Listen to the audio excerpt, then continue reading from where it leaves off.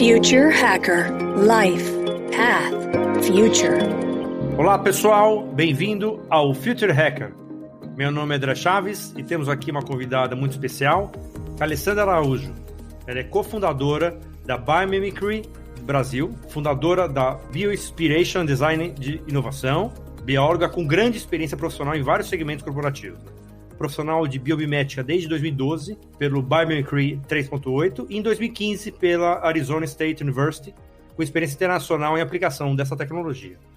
Além disso, ela também trabalha como integradora na TI Integrates e ecossistema de desenvolvimento de consciência e lideranças em organizações.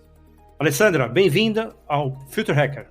Muito obrigada, André. Que gostoso estar aqui com você hoje. Estou animada. Não, o prazer é nosso. Esse é um tema, engraçado, é um tema que eu também já tinha estudado já uns 2, 3 anos atrás. Foi uma época que eu comecei a olhar isso aí, é um tema empolgante. Vamos lá. Alessandra, eu queria que você falasse um pouco, contasse um pouco da sua trajetória, né? Como você chegou nessa tecnologia. Inclusive, né, foi eleita pela Forbes aí como uma das 5 maiores tendências de inovação hoje em dia. Então eu queria que você contasse um pouco dessa trajetória e como é que você entrou nesse mercado. Legal. Eu acho que, em primeiro lugar, eu sempre fui uma pessoa muito inquieta, muito buscadora e muito curiosa. Durante a faculdade de biologia, as disciplinas que eu mais gostava eram as disciplinas que tinham relações interdisciplinares. Então, bioquímica, ecologia, tudo que já colocasse sistemas, circuitos, processos em contato para entender como funcionava. Logo depois que eu me formei, eu fui estudar no Havaí, fui fazer um pouco de ULA com Environmental Biochemistry, então eu fui estudar bioquímica ambiental. Voltei para o Brasil e fui direto para engenharia ambiental. Então foi muito interessante ter essa conexão com a engenharia, com o background que eu já tinha tanto do estudo do Havaí como a faculdade de biologia. E eu fui mudando, e é interessante salientar isso, porque a biomimética ela conectou esses pontos, mas eu vou voltar lá para o começo. Depois da engenharia ambiental, no qual a gente tratou o site da Walmart, que a Walmart tinha acabado de chegar no Brasil, e eles compraram a ex-fábrica da Eternit, que era um poço de amianto ali praticamente, né? Então a RM, que é a empresa que eu trabalhava, foi contratada para fazer a descontaminação. Encurtando a história, acabei indo trabalhar na Walmart e fiquei lá durante um tempão no cargo de gerência de expansão. Então, fazia expansão de novas lojas, o que foi super interessante, porque eu mergulhei em dados financeiros, em retornos de investimento, como que funcionava operacionalmente a Walmart, né? Porque eu fazia o retorno para a loja Brasil versus Estados Unidos. Nisso ampliou muito minha rede, né, de relacionamento e de Walmart eu fui para Brasil Telecom, logo após a telecomunicações. Depois de um tempo de corporações, digamos que eu estava um pouco cansada dessas grandes empresas e estava um pouco já inquieta, né? Afinal de contas, eu tinha estudado biologia. Mas recebi um convite para entrar num projeto para a Unilever, chamava Unilever Garden City, com um escritório de arquitetura de São Paulo, que chama GCP. E desse convite virou um período de quase 15 anos trabalhando com arquitetura. Como a GCP atendia clientes corporativos e indústria, é muito interessante, porque a indústria ela preza por eficiência, ela preza por qualidade, porque ela opera nesse máximo, né, de padrão de eficiência, de excelência. Foi muito fácil entrar no mundo da sustentabilidade na arquitetura e também na indústria.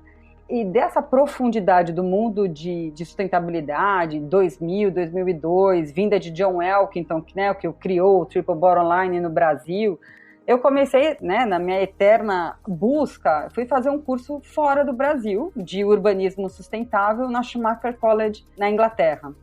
E lá, conversando com o arquiteto, ele falou assim, eu estava meio que desabafando, né? Mas eu tenho essa inquietação, afinal de contas eu fiz biologia, já fui para cá e para lá. Ele falou assim, Biomimicry, compra esse livro, porque eu acho que tem a ver muito com você. E daí foi isso que aconteceu. Eu comprei o livro, isso em 2007, né? Em 2012 eu fiz o primeiro estudo, né? Primeira entrega para a biomimética. Em 2014 eu comecei a praticar, já dando palestras no Brasil. Haviam pouquíssimas pessoas na época, era realmente uma das primeiras. 2015 fiz esse curso na Arizona State University e fizemos o projeto Votu Hotel na GCP. Daí eu já estava absolutamente dominada emocionalmente, psicologicamente, profissionalmente pela prática da biomimética, porque não vou aqui fazer um spoiler, que acho que eu já me empolguei nessa primeira pergunta, mas a biomimética, para mim, ela fazia muito sentido porque ela conecta, né, essa demanda de design que o ser humano precisa resolver, todas as questões, soluções, com a biologia, né, com a ciência. Então, foi muito interessante que ter tido uma experiência corporativa em vários segmentos, e até também na área da criatividade, que é o caso da arquitetura, para mim me deu uma robustez de ver esse outro lado. E daí a biomimética conectou com essa bióloga que estava viva o tempo todo, só que de um lugar diferente, né? Porque acho que eu nunca deixei de ser bióloga, mesmo quando eu trabalhei com almático. Vamos lá, Alessandra. A biomimética, hoje, ela é aplicada em todos os segmentos, né? Eu acho que eu estava lendo alguma coisa sobre um case, né, de empresa de seguro canadense que vocês fizeram, e eu queria que você também contasse de outros casos aí, né? Eu queria que você até, para a audiência, contasse um pouco, né, quais são as áreas de atuação da biomimética, exatamente essas aplicações. Não, é ótima essa pergunta, porque, sim, a biomimética é um pensamento de criação. Eu não gosto muito dessas palavras que têm esses vieses mais mecanicistas, mas é uma ferramenta de inovação, é uma ferramenta de pensamento. Sendo assim, pode ser aplicada para qualquer demanda, para qualquer setor, para qualquer área de negócio. Não precisa ser para design propriamente dito, que a gente tem esse entendimento que design é fazer uma caneta, um computador, um celular, um carro, alguma coisa tangível, linda, né? Design é qualquer processo que você vai rever alguma coisa que já existe para atender melhor uma demanda. Então, a biomimética, ela parte do princípio de perguntar para a natureza como que ela faz o que o meu design precisa fazer. E partindo desse princípio de perguntar para a natureza como que ela faz o que o meu design precisa fazer, é possível aplicar em qualquer segmento.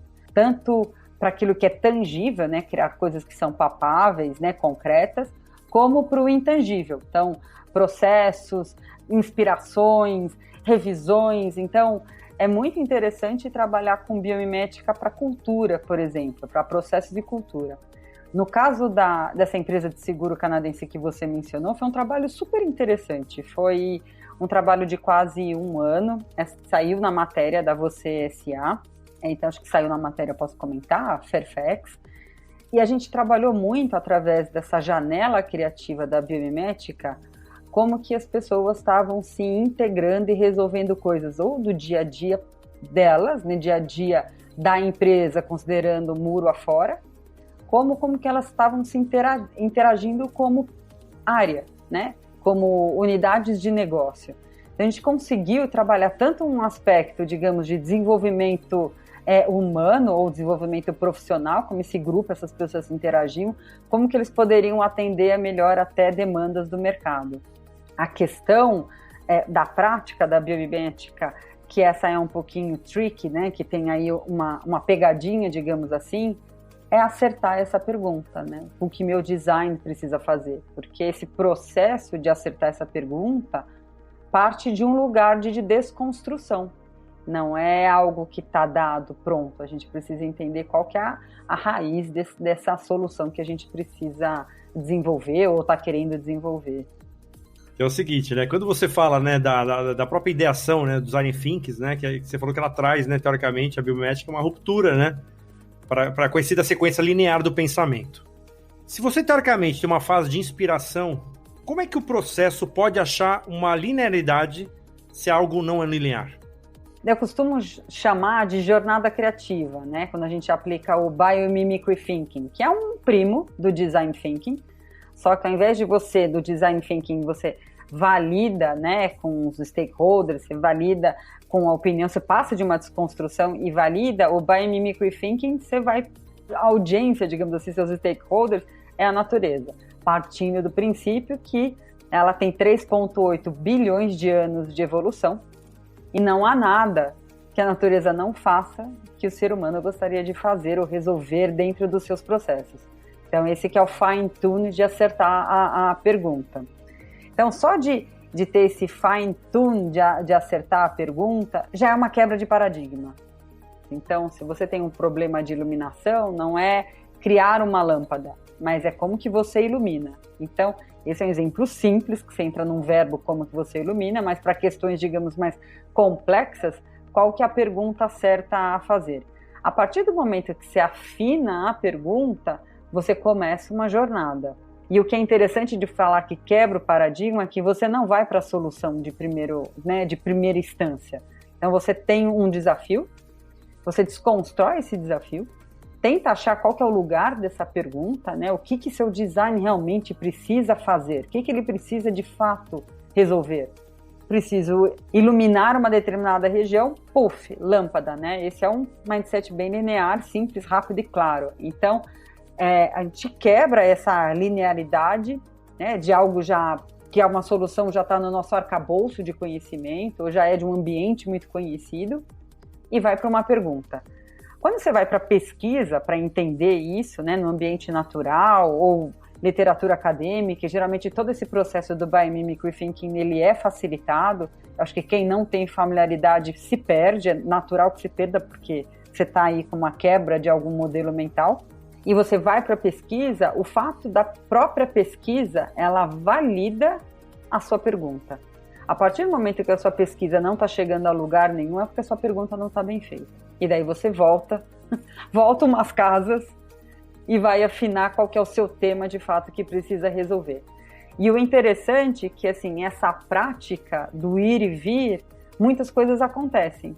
Então, eu costumo dizer que, assim, é um excelente momento de inteligência coletiva. E como que a inteligência coletiva existe, como é que faz, né, para emergir essa inteligência coletiva? Como é que faz para pessoas trabalharem como um coletivo, né? Onde que entram essas inteligências de uma forma mais convergente, respeitando as divergências, né, da diversidade cognitiva de cada um, que isso também é muito valorizado. Não é pretencioso, teoricamente, a gente falar assim, nós efetivamente estamos sabendo, isso está acontecendo em profundidade. Como é que você pode afirmar que, teoricamente, a natureza está trazendo isso aí e efetivamente é o modus operandi mesmo que está acontecendo? Essa pergunta é super interessante e ela vai de encontro a essas quebras de paradigma que nós já tivemos uma visão mais biológica na maneira como o ser humano desenvolveu. Daí vieram as revoluções industriais, mergulhamos na visão mecanicista, né? O homem é uma máquina, funciona como um relógio, entrou nesse lugar do mecânico, do lugar linear, e quando você vai para um pensamento biomimético, você volta a entender aonde que está a tecnologia. Então, também a prática da biomimética não é, digamos assim, vira uma chavinha e vou começar a biomimética, porque realmente, ou infelizmente, a nossa educação e a maneira como a gente é treinado a ter a criatividade, a pensar, ainda é de uma forma muito linear. E olhando que a tecnologia está em alguma coisa que o ser humano construiu. Então tem esse treinamento antes, digamos assim, nem sei se a palavra correta é treinamento, mas no mínimo esse contato de entender aonde está a tecnologia. Infinitamente muitas estratégias que se encontram na natureza, então qualquer árvore que você possa encontrar no meio-fio de uma calçada, os vasos que tem na sua casa, todo mundo tem pelo menos uma planta na casa, né? Aquela planta que parece estática, que não está fazendo nada, ela tem muitas, inúmeras, para não falar centenas de estratégias para ela sobreviver no local onde ela está. Então começa a afinar esse olhar. Que tecnologias são essas?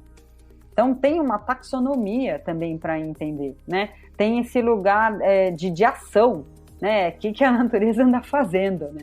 E tem esse lugar de abrir mesmo o contexto. Por isso que o contexto, tanto do olhar biológico quanto o contexto do desafio que precisa ser resolvido, ele precisa ser expandido.